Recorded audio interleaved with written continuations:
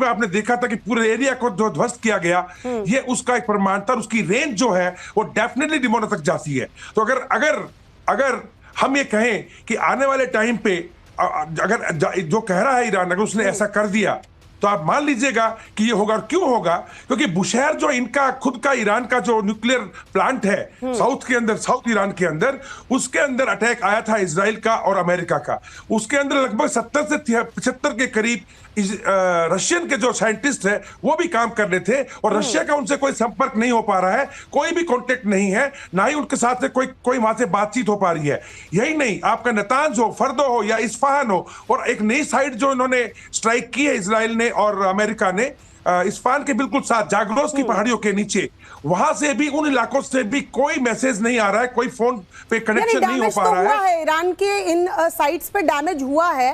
Russia अगर Iran के साथ खड़ा है सर, तो और भी देश जो हैं उनकी एंट्री भी इस युद्ध में हो रही है, इसलिए युद्ध जो है वो और आने वाले दिनों में भयावह हो सकता है। देखिए, अमेरिका और इजराइल के ईरान के साथ चल रहे युद्ध के बीच अब इटली की एंट्री हो चुकी है। जी हाँ, इटली ने ईरान के हमलों से बचने के लिए खाड़ी देशों को एयर डिफेंस और एंटी ड्रोन सिस्टम भेजने का ऐलान कर दिया गया है। इटली की तरफ से यह ऐलान किया गया है। ईरान लगातार अपने पड़ोसी देशों पर हवाई हमले कर रहा है।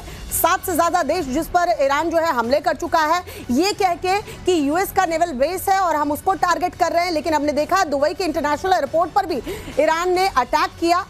इजराइल और अमेरिका के एयर डिफेंस सिस्टम तमाम देशों की सुरक्षा करने में सफल उतने नहीं है। ऐसे में अब इटली भी मदद के लिए सामने आया है। हालांकि इटली की पीएम ने कहा है कि वो सिर्फ मदद मित्र देशों की वजह से नहीं, बल्कि इस इलाके में हजारों इटली के नागरिक रहते हैं और 2000 सैनिक भी तैनात हैं, इसलिए ये मदद भेजी जा रही है।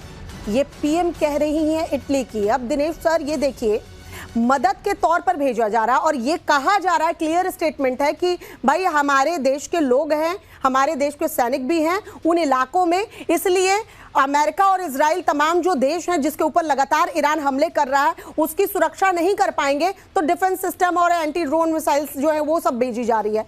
लेकिन इटली की भी तो एंट्री हो गई ना सर, ऐसे तो और भी देश इन्वॉल्व होंगे और फिर वॉर जो है वो विश्व युद्ध की तरफ ही जाता दिख रहा है।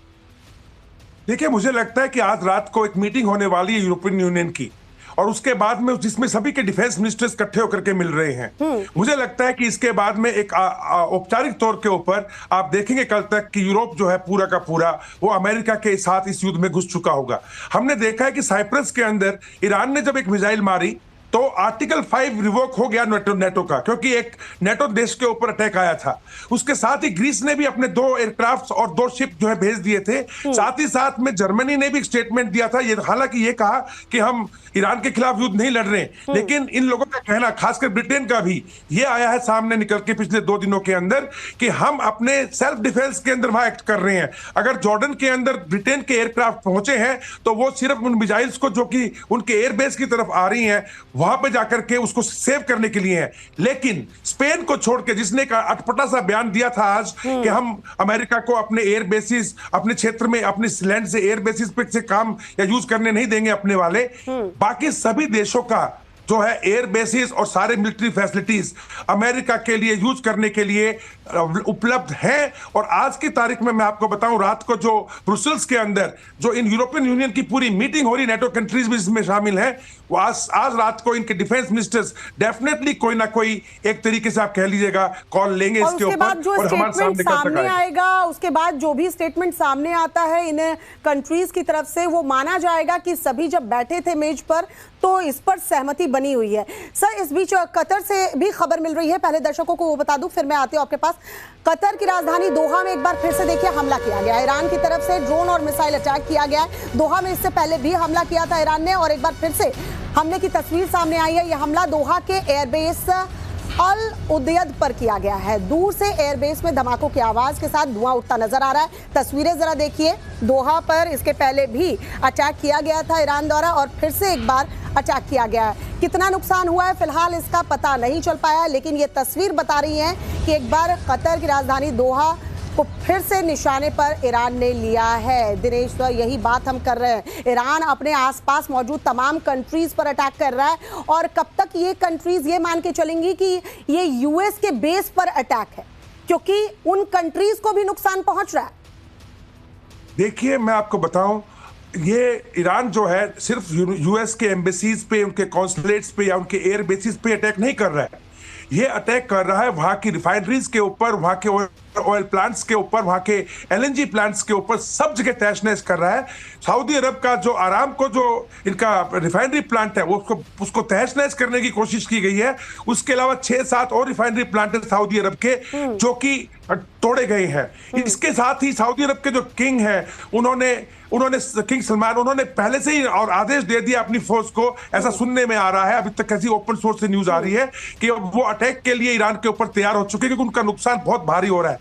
लेकिन इसमें एक बात आपको ध्यान रखनी होगी कि ये ईरान की एक बहुत सोची समझी चाल है। ईरान अब इस युद्ध को शिया सुन्नी में बदलने की कोशिश कर रहा है। अच्छा। देखिए, जहां सऊदी अरब एक तरफ सुन्नी देश है, 85 से 95% सुन्नी है, वैसे ही ईरान के अंदर 90% के करीब शिया हैं। कल रात ही एक जीसीसी की बैठक हुई थी। जीसीसी यानी गल्फ कॉपरेशन कमेटी की बैठक हुई, जिसके अंदर सभी लोगों ने, इनके डिफेंस मिनिस्टर्स ने इसके बारे में विचार किया और उन्होंने इस बात की भर्त्सना की और समझ गए कि ईरान अभी इन देशों के अंदर शिया सुन्नी जो पॉपुलेशन है उसमें गृह युद्ध छड़ाने की कोशिश कर रहा है। बेरूत, बहरीन, कुवैत और इसके अलावा कतर, इन सब देशों के अंदर लगभग 40 से 45% पॉपुलेशन शियाओं की भी है। तो अगर ये देश ईरान के ऊपर अटैक करते हैं, लाजिम सी बात है कि भावनात्मक तरीके से, क्योंकि आप जानते हैं कि जो ईरान के जो वो थे खुमैनी, उनके लिए भावनात्मक सभी शिया कम्युनिटी का एक लगाव है। तो अगर ऐसा होता है तो ईरान चाहता है कि इन सब देशों के अंदर, पूरे लेकिन ये तो देखने वाली बात होगी सर, आप अगर दूसरे कंट्रीज को डैमेज पहुंचा रहे हैं, वहां मौजूद उनके नागरिक, भले ही धर्म उनका शिया और सुन्नी में डिवाइडेड हो, लेकिन आप उनको कितना इस बात के लिए एक मंच पर ला पाएंगे कि वो आपके साथ खड़े रहें, अपने कंट्री के साथ नहीं? ये तो आने वाला वक्त ही बताएगा।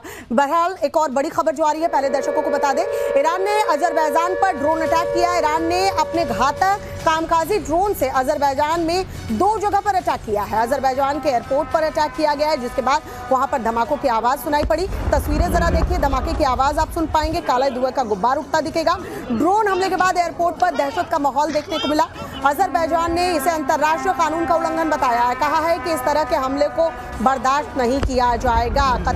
कतर की राजधानी दोहा के बाद अजरबैजान आपको दिखा रहे हैं। ईरान पर अमेरिका और इजराइल ने किस तरह से मिसाइलों की बौछार कर रखी है, वो तस्वीर भी आपको दिखाते हैं। ईरान नहीं सुन रहा है और तमाम देशों के ऊपर अटैक कर रहा है, ये कह के कि वो यूएस बेस को निशाना बना रहा है, लेकिन अमेरिका और इजराइल का भी हमला रुकने का नाम नहीं ले रहा। मिसाइलों की बौछार जो है वो की गई है।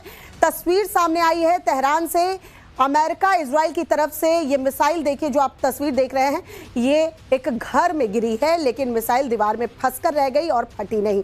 लेकिन यह खतरनाक हो सकता था, क्योंकि ये मिसाइल किसी भी वक्त फट सकती थी। इस इलाके में और कई मिसाइलें गिरी हैं, जिसमें कई लोगों की मौत हो गई है। वहीं अमेरिका और ईरान के बीच युद्ध जो चल रहा है, अमेरिका ने संकेत दिए हैं कि ये युद्ध सितंबर तक चल सकता है। ये बहुत बड़ी बात अमेरिका की तरफ से कही गई है।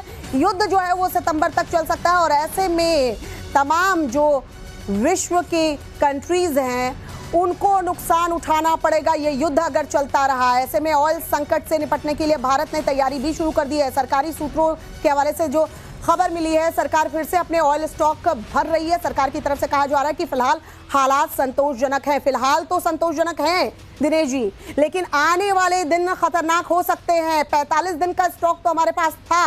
संतोषजनक है हालात, ये सरकार कह रही है, लेकिन कितनी बड़ी संकट हो सकती है सितंबर तक युद्ध खिंचा तो? डेफिनेटली हो सकती है, बिकॉज हमारा करीब 30 से 40% का जो तेल का आयात है वो स्टेट ऑफ हॉर्मोज के थ्रू में आता है। और जैसे हमें खबरें मिल रही हैं कि ईरान ने पिछले गत दो दिनों के अंदर और कल रात को भी लगभग 10 ऑयल टैंकर्स को जो है वो वार किया उनके ऊपर, उनको डुबोया है। सिर्फ चीन के ऑयल टैंकर्स को वो छोड़ रहे हैं स्टेट ऑफ हॉर्मोज के अंदर से पास करने के लिए। लेकिन हमारे भारत की जहां तक सवाल है, मेरा मानना है, जो मैं समझता हूं कि करीब 20 से 25 दिन का स्टॉक हमारे पास है। हमारे पास में पेट्रोल का और डीजल का स्टॉक 17 से 18 दिन का है। एलएनजी का स्टॉक हमारे पास 12 से 13 दिन का है। लेकिन डेफिनेटली अगर ये चीज सरकार देखेगी कि इस प्रकार से डेवलपमेंट हो रही है और हार्मोज के, तो हमारे पास चॉइस क्या रह जाएगी? हमें सब कुछ जो हालात पर तो नजर बनाए हुए भारत, लेकिन हमें बातचीत जारी रखनी होगी कि इस संकट से हम कैसे निपटे। बहुत बहुत शुक्रिया दिनेश नंद जी हमारे साथ जुड़ने के लिए। छोटा सा ब्रेक, जल्द हाजिर होते, देखते रहिए टाइम्स नाउ।